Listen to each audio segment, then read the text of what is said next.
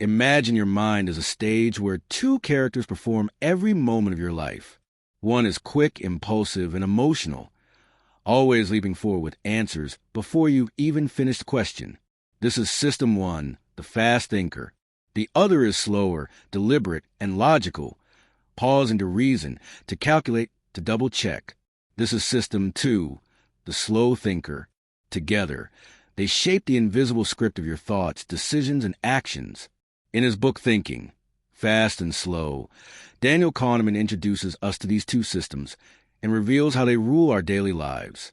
At first, they seem like loyal companions, but soon we learn that System 1, though quick and efficient, often leads us into traps. It relies on shortcuts or heuristics that save energy but distort reality. System 1 anchors our judgments to the first number we see, even if it's meaningless. It confuses what is memorable with what is likely, tricking us with the availability bias. It trembles at the thought of losing, making loss aversion stronger than the joy of winning. And it listens to framing, the way a choice is worded, so that a 90% chance of survival feels safer than a 10% chance of death, though both mean the same. System 2 could rescue us from these errors, but is often lazy. It wakes up only when forced, and even then it is not free from pride. Overconfidence blinds us. Hindsight convinces us the past was predictable, and optimism makes us believe we know more than we do. As the narrator of this journey, Kahneman does not scold us for these flaws. Instead, he shows us the truth. The human mind is not designed for perfect logic, but for survival. Quick guesses save lives, though they sometimes mislead us. Careful reasoning builds progress, though it is slow and tiring. Thinking, fast and slow, is a story of these two voices inside us. One fast, one slow, one emotional, one rational. It is not just psychology. It is a story of how we think, how we decide, and how we live. In Thinking, Fast and Slow, Nobel laureate Daniel Kahneman takes us on a journey through the two systems that shape our thinking. System 1 is fast, intuitive, and emotional, while System 2 is slower, more deliberate, and logical. Together, they guide every decision we make, from split-second reactions to careful planning. Yet, they also lead us into traps, biases like anchoring, availability, framing, hindsight, loss aversion, and overconfidence. This book reveals how our minds truly work, and why understanding these hidden forces can change the way we live, decide, and lead. Every day, without knowing it, you live with two minds inside you. One is quick, impulsive, and restless, always ready with an answer. The other is slow, careful, and thoughtful, preferring to watch in silence. They whisper in your ear, shaping every decision you make, and they argue over what is safe, what is true, and what is valuable. Sometimes a fast mind saves you in moments of danger. Sometimes it betrays you with careless mistakes. Sometimes a slow mind corrects you with logic. Sometimes it arrives too late to matter. Together, they form the invisible script of your life. This is not a story of heroes and villains, but companions and rivals, two voices that never leave your side. One lives in instinct, the other in reason, and both are necessary. They guide your fears, your hopes, your mistakes, and your triumphs. They shape how you see risk, how you trust memory, and how you love or lose. They make you bold when you should hesitate, and cautious when you should leap. They color your choices with emotion, then convince you it was logic. They tell stories about the past, pretending it was always clear. They dream about the future, though the future is mostly fog. This is the story Daniel Kahneman tells in Thinking, Fast and Slow. It is a story of System 1 and System 2, two minds in one head. But it is also your story, my story, the story of everyone who thinks. And it begins the moment you ask yourself a simple but unsettling question: which mind is speaking now? Long ago, within the secret chambers of the human mind, two invisible beings lived side by side. One was quick as lightning, always rushing, always ready with answers before a question was even finished. This was System 1, the impulsive twin, driven by instinct, emotions, and shortcuts. The other was System 2, a slower and more deliberate figure, walking carefully, holding a lantern of reason. Together they shaped every thought, every decision, every judgment in human life. But they were not equal partners. One was loud, the other quiet, one restless, the other lazy. System 1 leaped forward whenever danger appeared or choices demanded speed. System 2, however, often slept, unwilling to waste energy unless truly needed. And so, most of the time, System 1 ran the show. Kahneman, like a patient storyteller, invites us to follow these two characters on a journey through the human mind. He shows us how they dance, clash, and stumble together, leaving behind triumphs and mistakes. This story of thinking, fast and slow, is also the story of how we live. Picture yourself walking down a silent forest path, the sun filtering softly through tall trees. Suddenly, out of the corner of your eye, you see a dark shape curled in the leaves. Without hesitation, your body leaps back, heart racing, breath caught in your throat. "Snake!" shouts System 1, its voice sharp with urgency, commanding your muscles to act. But a moment later, when the pounding in your chest slows, System 2 takes a closer look. It bends down, studies the shape, and calmly says, "Not a snake, only a stick." Relief washes over you. This little drama is the essence of survival. System 1 acts fast, rely on instinct, designed to protect you from threats. System 2 moves slow, designed to confirm, to reason, to weigh truth against illusion. Neither is wrong. Both are necessary. Yet in this tale of two minds, the balance is fragile. Quick guesses save lives, but careful thought prevents foolish errors. The forest path reminds us. The human mind is always running a race between fear and reason, speed and slowness. System 1, however, has a bag full of tricks called heuristics. These shortcuts help it make judgments without effort. When you see a tall man, you may assume he is strong. When you hear a statement repeated often, you may assume it must be true. The mind loves to save energy, and so it leaps to easy answers. But sometimes these leaps land us in traps. Kahneman describes one such trick called anchoring. Imagine you are asked, "Is the Nile River longer or shorter than 500 miles? Your guess might hover around 700. But if asked, "Is it longer or shorter than 5,000 miles? You might guess closer to 6,000. The number in the question anchors your mind, pulling your judgment like gravity. You believe you are reasoning, but in truth, you are being nudged. Anchors are everywhere. In price tags, in negotiations, and surveys. A simple number can shift our entire sense of reality. This is a magician's power of System 1. Quick, persuasive, and invisible, leaving us certain yet often wrong. Another favorite trick of System 1 is the availability bias. Our minds confuse what is easy to remember with what is likely to happen. Consider the nightly news. A plane crash fills the screen, smoke and fire dominating the imagination. For days afterward, flying feels terrifying. Yet, statistically, flying remains far safer than driving. Still, the vivid picture of falling planes refuses to leave. Yet, statistically, flying remains far safer than driving. Still, the vivid picture of falling planes refuses to leave. This is System 1 at work, preferring stories over statistics. Numbers are cold, but images are hot. Numbers whisper, stories scream. Kahneman explains how this bias warps judgment. People buy insurance after earthquakes, though the chance of another soon is tiny. They fear sharks after watching a movie, though ladders and slippery floors kill more. The mind is not built to calculate. It is built to remember, to imagine, to feel. And so, the availability bias makes us poor judges of risk. It turns rare dangers into constant fears and makes common threats invisible. Thus, memory shapes probability, and imagination disguises truth. Deep in the story lies one of the most powerful forces of all, loss aversion. Kahneman reveals that people fear losing more than they love winning. Imagine holding a shiny gold coin in your hand. The joy is real, warm, and satisfying. Now imagine losing that same coin, watching it slip into the mud. The pain stabs sharper than the earlier joy. This imbalance is built into the human heart.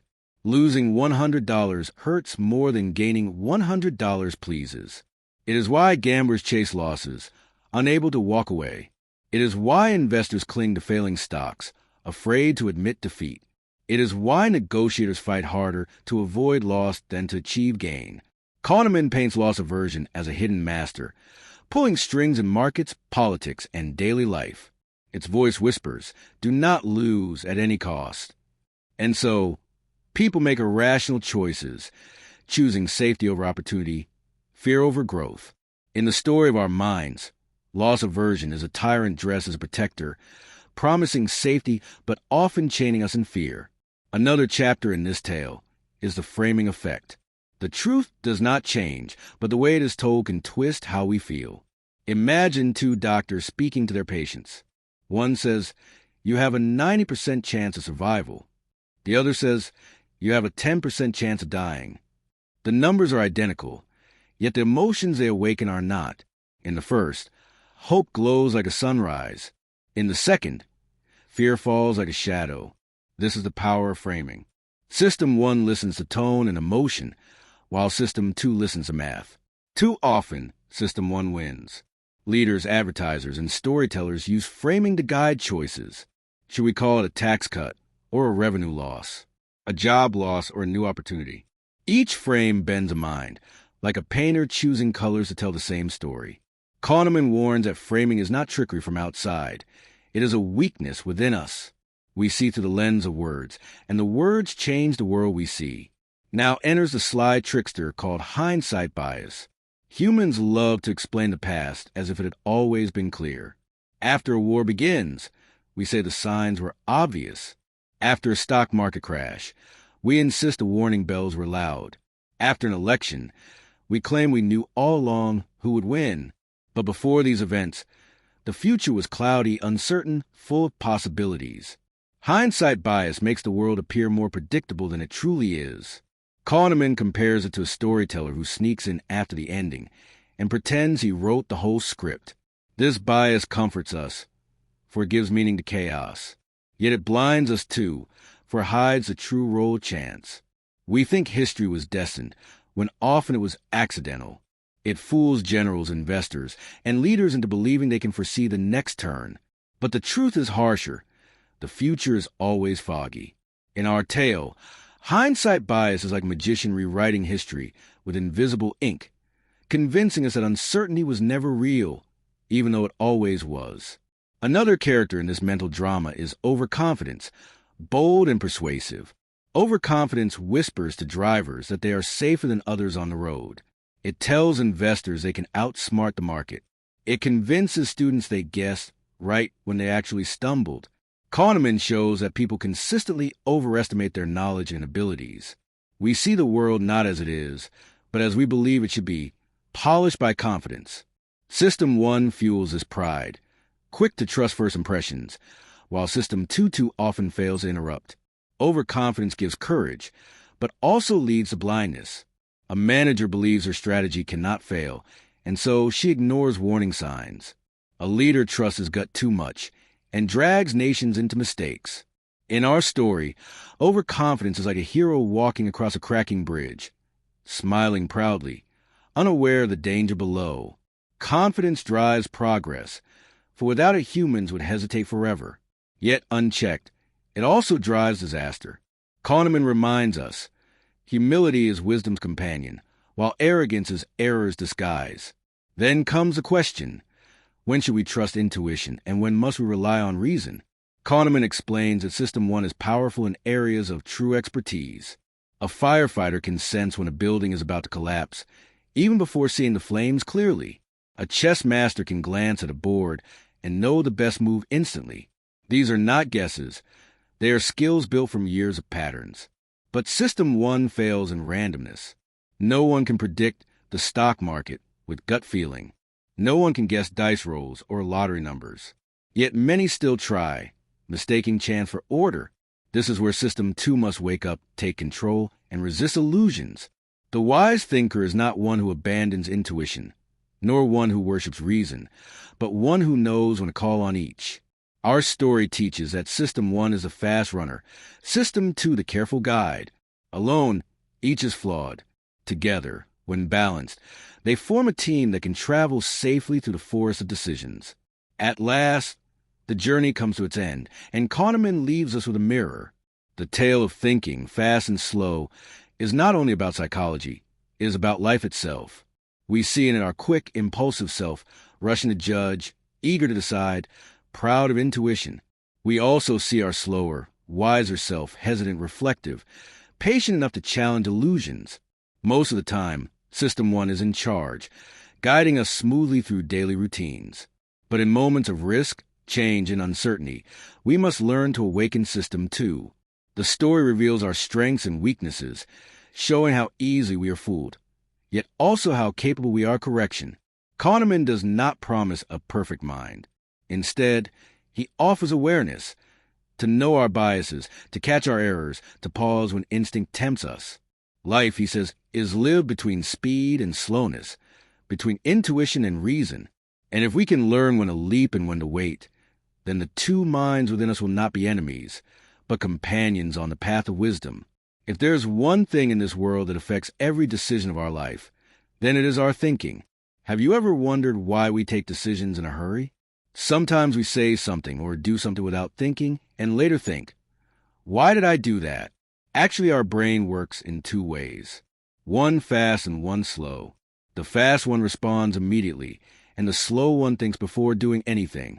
This best-selling book by Daniel Kahneman, Thinking Fast and Slow, explains to us how we think, where we go wrong, and how we can take better decisions. In this video, we will tell you the gist of each chapter in easy language, something that you would have never heard before. So get ready.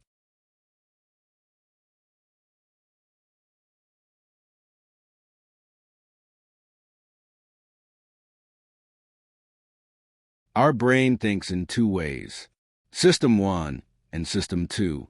System 1 works very fast, naturally and without thinking, like recognizing someone's anger by looking at their face or suddenly getting attention toward a sound. All this is the work of System 1. On the other hand, System 2 works slowly but thoughtfully. When we have to solve a difficult problem, like 17 by 24, then System 2 is activated. System 1 helps us to take quick decisions, but sometimes it also takes us in the wrong direction. System 2 is responsible for thinking, checking, and taking the right decision, but it is a little slow and works only when it is necessary. This chapter explains to us that most of our thinking is automatic, and we need to know when to rely on fast thinking and when to work slowly and thoughtfully. Chapter 2, Attention and Effort. In this chapter, it is told that our brain works with limited attention and energy. When we do some easy work like walking slowly or talking, it does not take much effort. But as soon as we face a difficult task like adding and subtracting in our mind or solving a problem that demands attention, System 2 gets activated and more mental energy is required. When we concentrate fully on something, the body also reacts. The heartbeat increases, breathing becomes deep, and the pupils of the eyes dilate. The author also explains how while doing difficult tasks we fail to notice other things like ignoring a loud sound or sight. This chapter teaches that our attention and thinking power is limited. Therefore, we should use it wisely and work only as much as is needed. Chapter 3, The Lazy Controller. In this chapter, the author explains that our System 2 often behaves like a lazy controller. This means that System 2 does not get activated unless it is very important. Most of the time, we depend on the automatic thinking of System 1 because it requires less effort. But this habit of System 1 also leads us to wrong decisions. For example, when we read a question in a hurry, we answer without thinking properly because System 2 does not want to put in the effort to concentrate. This ease in our thinking sometimes creates confusion. The author also explains that when we are tired or in a hurry, System 2 becomes even more sluggish, and we take decisions without checking. This chapter tries to explain to us that it is important to remain aware, so that when needed, we can activate System 2 and take the right decision. Chapter for the Associative Machine. In this chapter, the author explains that our brain works like an associative machine. This means that one thought gets connected to another automatically. When we see a word or a scene, the memories, emotions, and experiences associated with it immediately come to our mind. All this happens because of System 1. For example, if someone tells you that he is sad, then the faces, events, or experiences associated with it will automatically come to your mind. This process is fast, natural, and without any effort. This associative thinking also affects the decisions of our daily life. The author explains that when a thought or emotion is activated, it also affects the body and behavior, such as mood changes, tone of voice, or facial expressions. This chapter explains how interconnected our thinking is and how a small signal can change the direction of our entire thinking. Chapter 5, Cognitive E. In this chapter, the author explains that when something seems easy to our mind, we consider it more correct, more reliable, and better. This is called cognitive E, i.e. mental ease. When something is easy to understand or read, System 1 immediately believes it. Whereas when things are difficult, System 2 becomes active and checks it. For example, if a message is written in clear fonts, then the system can be used to understand. If something is written in the Hindi dictionary and is seen repeatedly, we start believing it to be true, even if it contains errors. Similarly, if a face is seen repeatedly, we consider it more trustworthy because it seems familiar to our mind. The author explains that cognitive ease can give us false confidence, and we can believe any information to be true without thinking. Therefore, it is important that we evaluate things not with ease, but with their logic and truth. Chapter 6, Norms, Surprise, and Cause. In this chapter, the author explains that our mind always creates a normal situation, i.e. norm, and understands things on the basis of that. When an incident does not match that normal thinking, we are surprised. This surprise activates our mind, and we immediately start looking for the reason why this happened. Our System 1 tries to connect everything like a story, meaning, if something looks different, we immediately think what could be the reason behind it. Often these reasons are not logical, but System 1 needs an immediate answer. Therefore, he makes connections in a hurry. The author also explains that the human mind finds it difficult to accept coincidences, and therefore, it tries to find some reason behind every event, whether it is correct or not. This natural tendency confuses our thinking many times. Chapter 7, a machine that is expert in reaching conclusions quickly. Even when we get limited information, our mind immediately makes up a story and believes it, whether it is correct or not. This is what the author has called jumping to conclusions. For example, if a person talks to you without smiling, you can immediately think that he is rude or angry, whereas the reality can be something else. System 1 needs a quick answer. Therefore, it makes a guess, and System 2 often does not question it. The author also explains that this habit can limit our thinking, especially when we start interpreting new facts according to our beliefs. This chapter teaches us that we should be a little careful and patient while thinking, so that we do not draw wrong conclusions from incomplete information. Chapter 8, how judgments happen. In this chapter, the author explains how we make our decisions. Our brain often relies on emotions, experiences, and easy cues, not on solid facts. System 1 works fast and forms an opinion immediately, whereas System 2 works slowly and tries to look at every aspect carefully. But it is not active every time. When we evaluate a person or a situation, our brain quickly makes associations. For example, if a person seems confident, we assume that he must be capable too, even if we do not have any proof. This is called intuitive judgment. The author explains that many times there is bias in our judgments because we draw conclusions based on incomplete or wrong information. This chapter helps us understand that not only emotions but also logic and attention are necessary to make the right decision. Chapter 9, Answering an Easier Question. In this chapter, the author explains that when we are asked a difficult question, our mind often creates an easy question similar to it instead of answering that question, and answers it without us even realizing it. This process is called substitution. For example, if you are asked whether you trust this leader, then instead of thinking, you ask whether I like this leader and then answer based on that. This is a method of System 1, which takes shortcuts to avoid hard work. The author explains that we often get stuck in such questions where we think that we are thinking correctly, but in reality, we are choosing the easy way. This chapter teaches us that it is important to pay attention to our thoughts and reactions so that we use the right thinking at the right time instead of running away from the real question. Chapter 10, The Law of Small Numbers. In this chapter, the author explains that people often make the mistake of drawing big conclusions from small numbers or small data samples. Our mind assumes that what is seen in a small group will be true in the entire system as well, but this is not necessary. This is what the author has called the law of small numbers.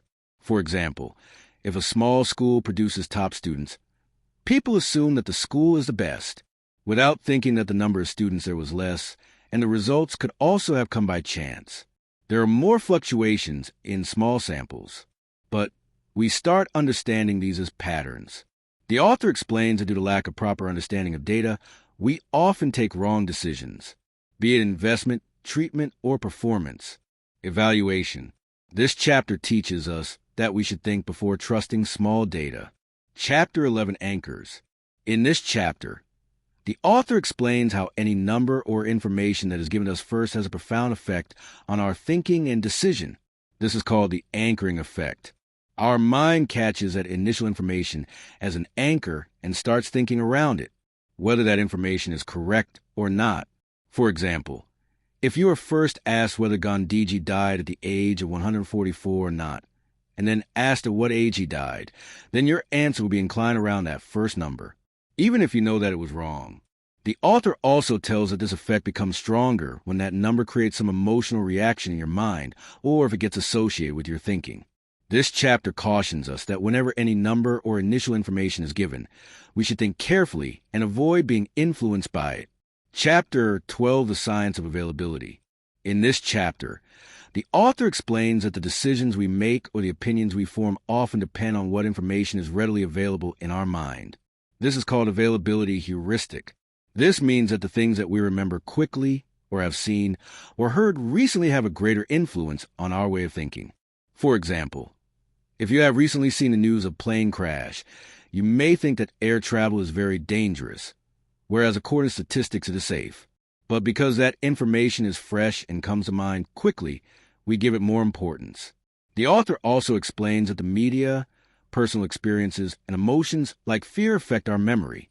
This chapter teaches us that we should base our decisions on facts and logic, and not just on the information that first comes to mind. Chapter 13, Availability, Emotion, and Risk. In this chapter, the author explains that our emotions and the information that comes to our mind easily greatly influence our decisions related to risk. When an event affects us emotionally, such as an accident, terrorist attack, or illness, we consider it more dangerous, even if the actual danger is low. For example, if news about a virus is constantly being shown on TV, people start getting overly afraid, whereas the same people consider the accidents that happen on the roads on a daily basis as normal because they are not emotionally impactful.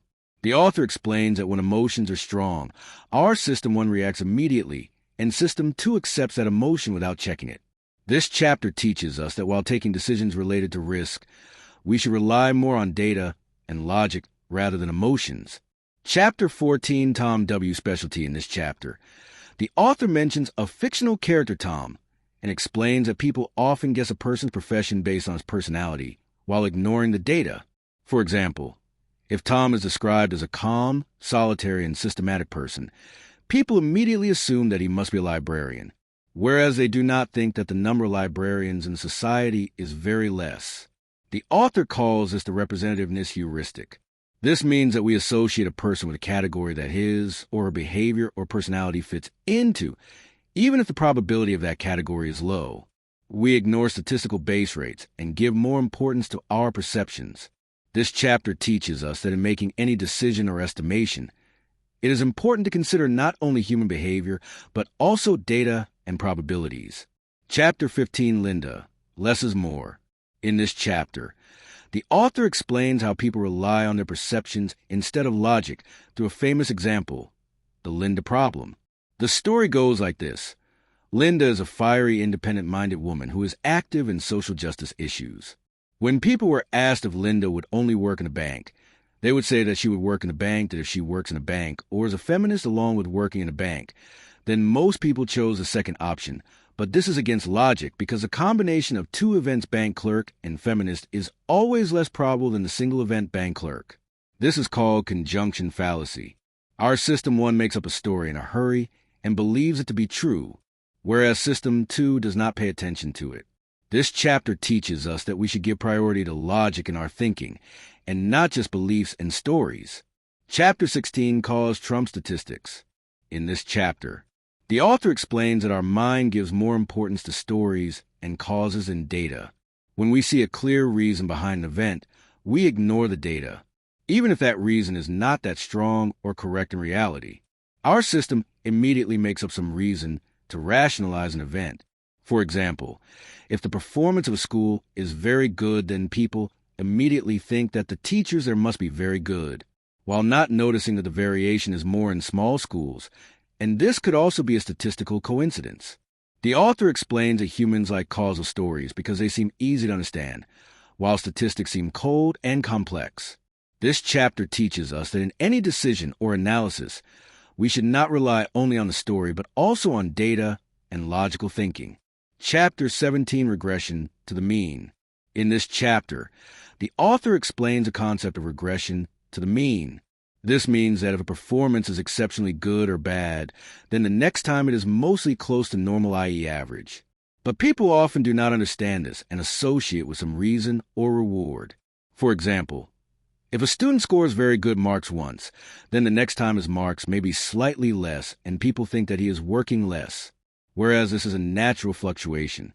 The author explains that humans ignore this common statistical principle in the habit of finding patterns. We think that there is a solid reason behind every change. Sometimes it is just a rule of thumb that reverts to the average.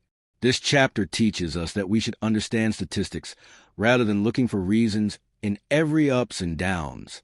Chapter 18, Taming Intuitive Predictions.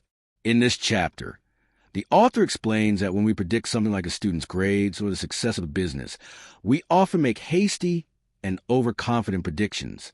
Our system makes an immediate assumption, and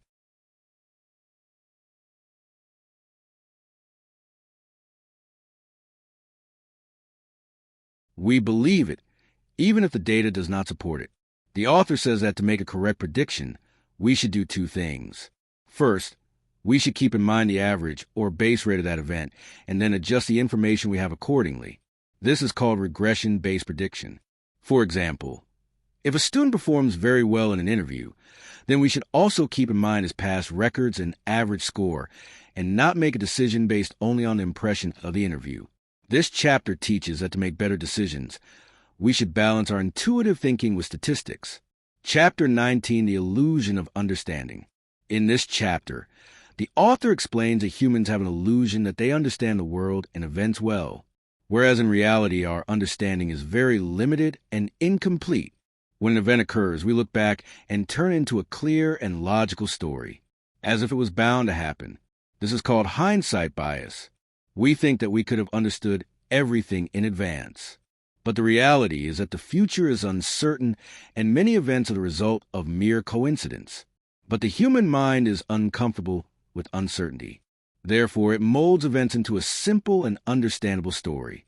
The author explains that this illusion that we understand everything can take our decisions in the wrong direction. This chapter teaches us that it is important that we recognize our limitations and not just create stories behind every event, but also accept uncertainty. Chapter 20, The Illusion of Validity. In this chapter, the author explains that when someone is very confident, people assume that his decision or estimate will definitely be correct. But too much confidence does not guarantee that it will be correct. This is called the illusion of validity. It means that we trust our estimates so much that we feel that it is definitely correct, even if there is no strong basis behind it. For example, if an investment expert chooses a stock with a lot of confidence, then people assume that the stock will be good, whereas its performance can also depend only on luck or time. The author explains that in an attempt to catch patterns, we sometimes consider such things as patterns which are actually just randomness. This chapter cautions us that confidence and accuracy are two different things, and we should not always trust only how strongly someone is saying something. Chapter 21, Intentions versus Formulas. In this chapter, the author explains that when it comes to making predictions or decisions, people often rely on their experience and intuition.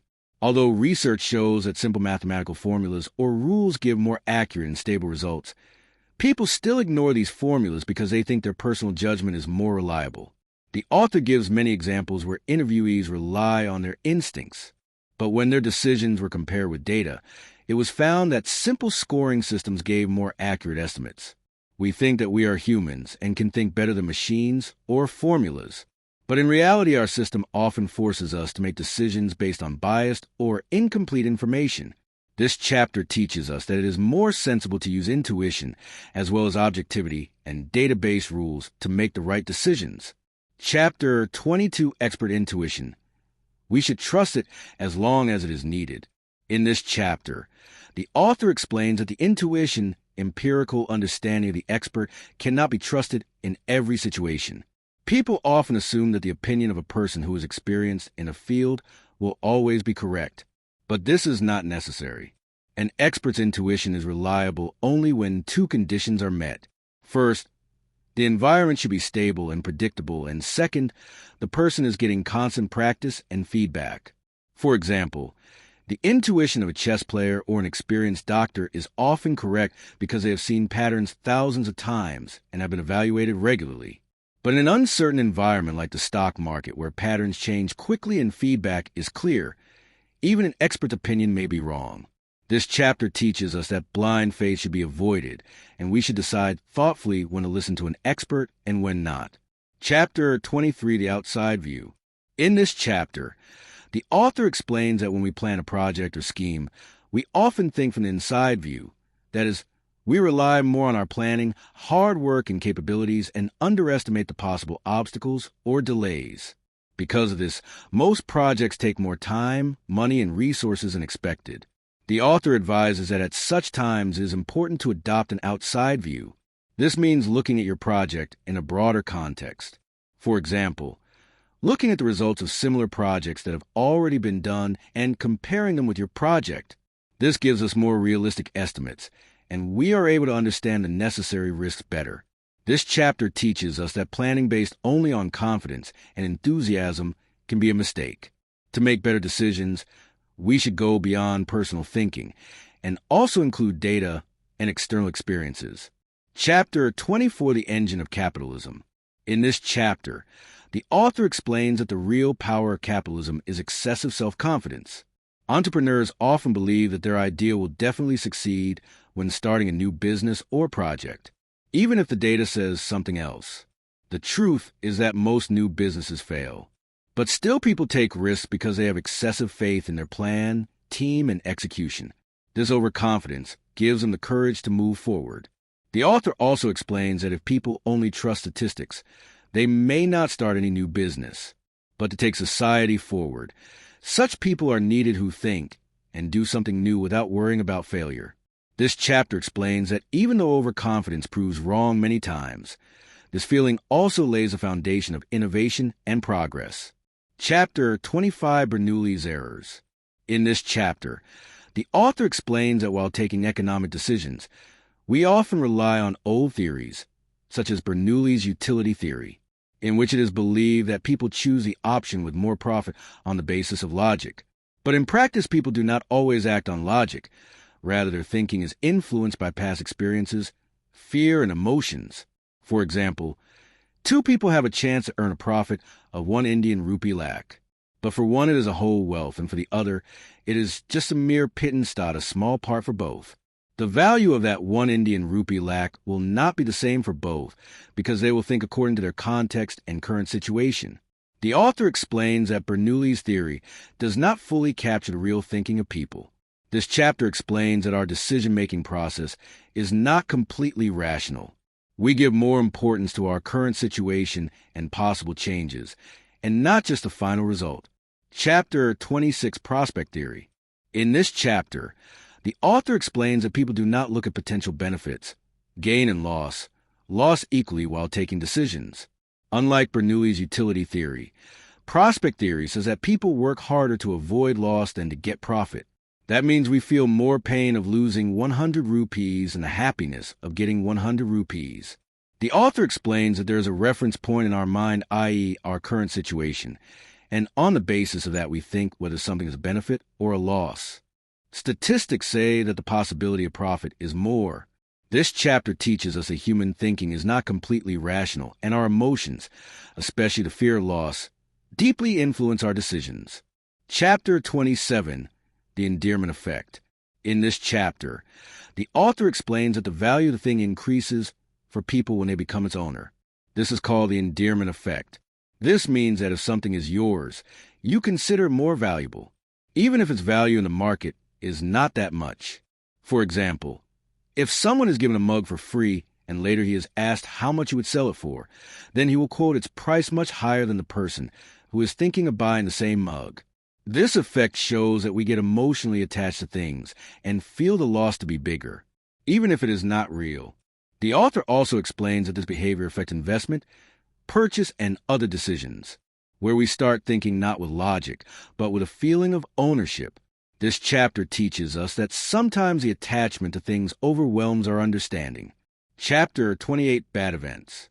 In this chapter, the author explains that our brain feels bad events more deeply than good experiences. That is, when a negative experience occurs, its effect on our mood, decisions, and memories is more and lasts longer. This is called negativity bias.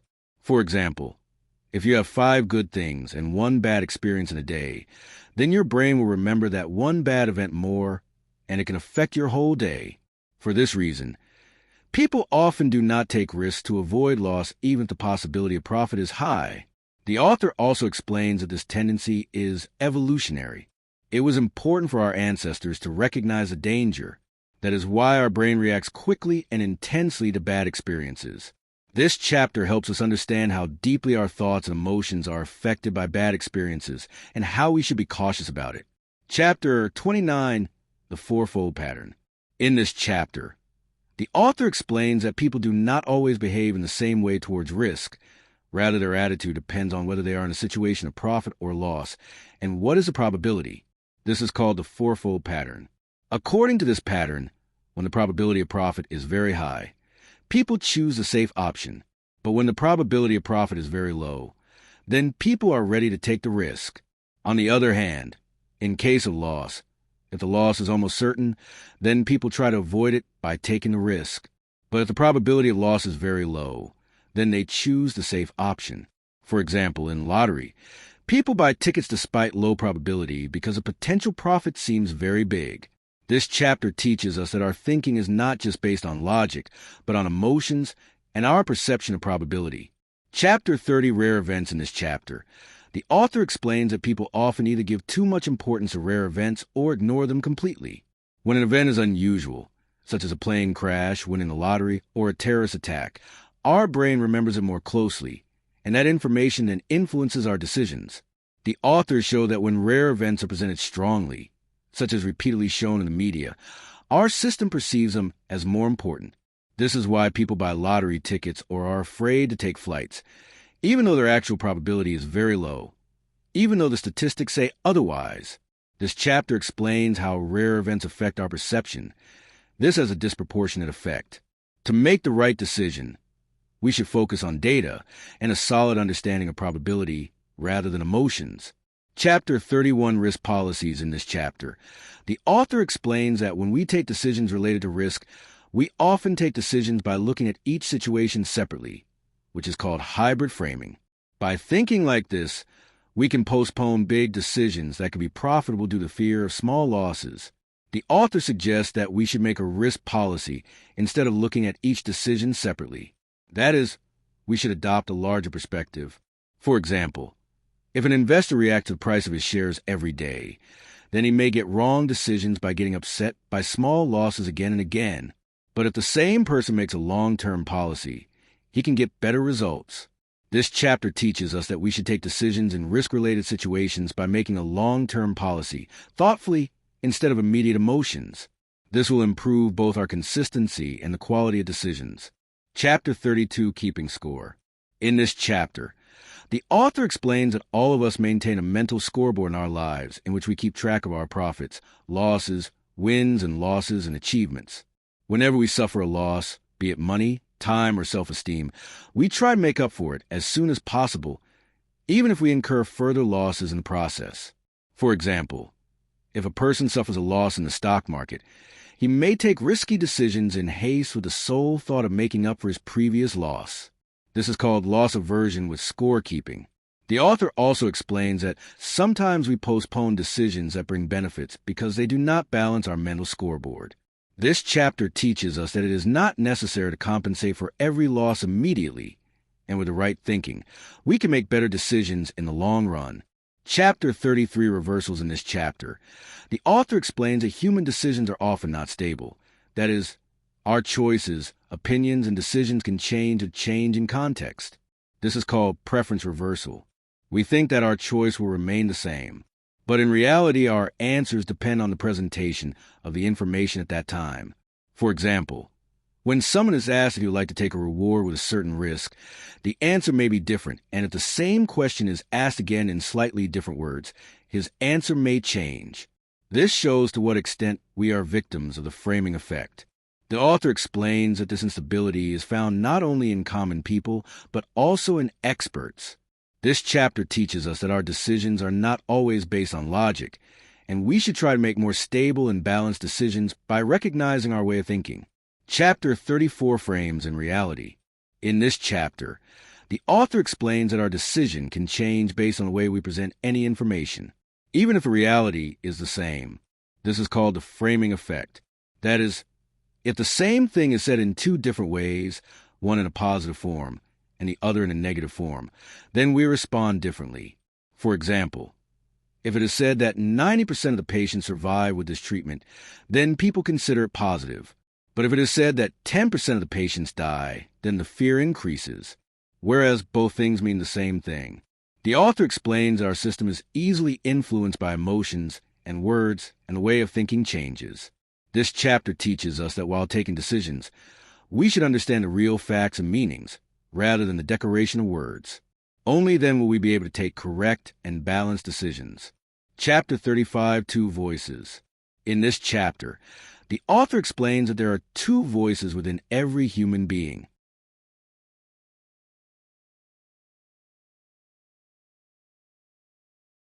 One is the experiencing self, which feels things in the present, and the other is the remembering self, which remembers those experiences and creates stories based on them. Most of the decisions of our life are taken by the remembering self, whereas the feelings and problems of the experiencing self are often ignored.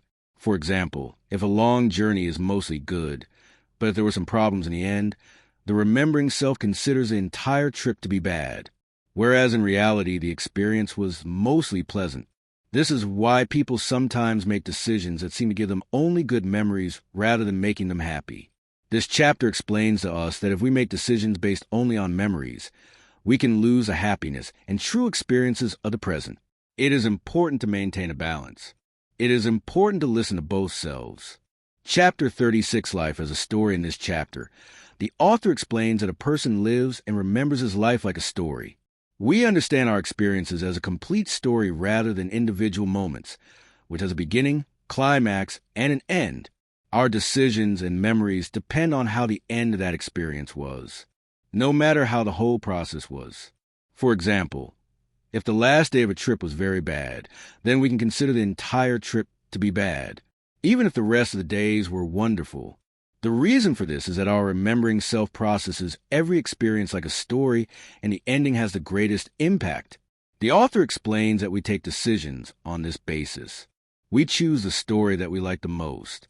This chapter teaches that to understand life better, we should learn to see experiences not as stories, but as the truth of every moment. Chapter 37, Experience Well-Being. In this chapter, the author explains that our well-being can be measured in two ways.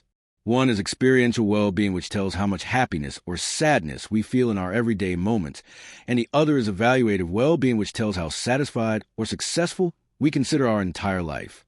According to research, more money gives access to essential things, but after a certain limit, it does not bring much change in daily happiness.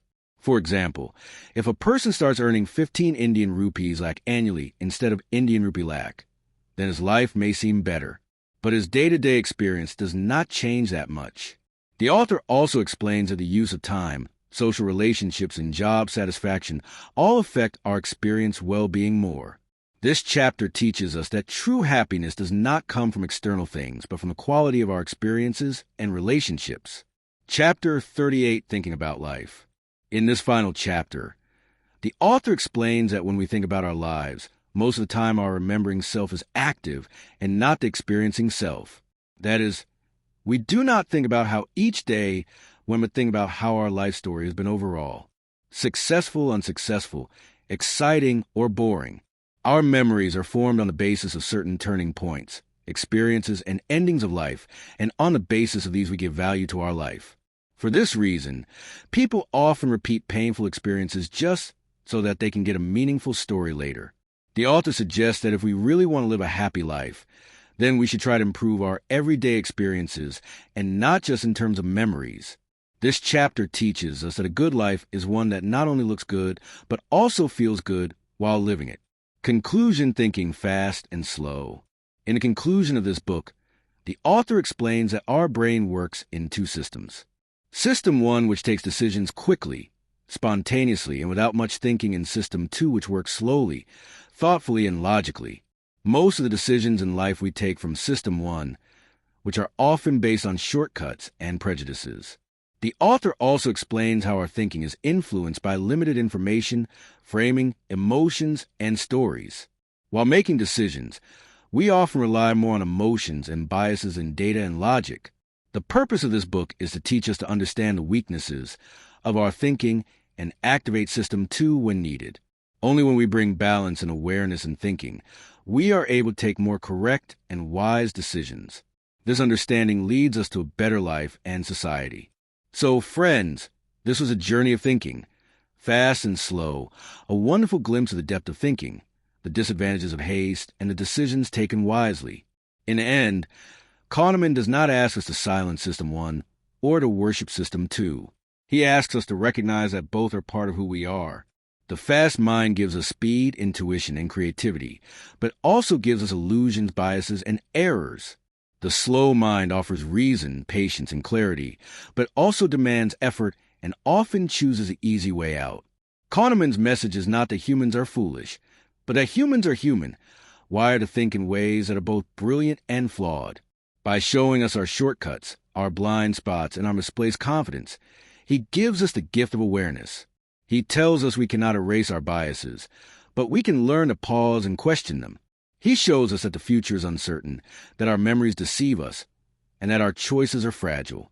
Yet he also reminds us that knowing these truths is the first step toward wiser living. The writer has tried to teach humility, to remind us that the mind is powerful but imperfect. He is telling us that self-knowledge begins not with pride, but with caution. He wants us to see that we are not as rational as we believe, yet not as hopeless as we fear. His book is a mirror, reflecting the two voices inside us. And as the story closes, he leaves us with simple invitation: to think a little slower when it matters most, to listen carefully to which mind is speaking, and to walk through life with eyes open, not to perfection, but to understanding. If you like this video, then do like and share it. And yes, tell us in the comment, what did you learn from this book? Do not forget to subscribe to the channel to understand such books in easy language. See you with the next book. Till then, think a little slowly and a little wisely.